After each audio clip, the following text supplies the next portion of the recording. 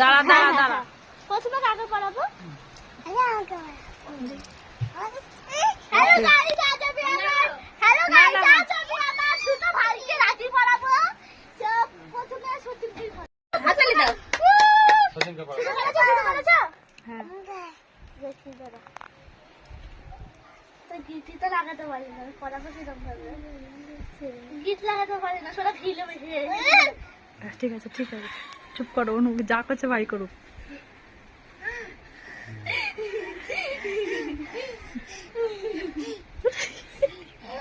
ভালো।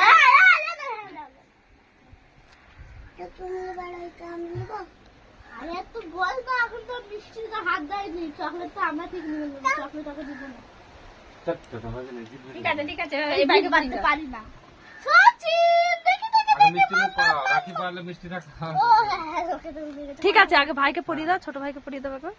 সচিন দেখি দেখি দেখি, এখন নাই তো করেন তো রাখি।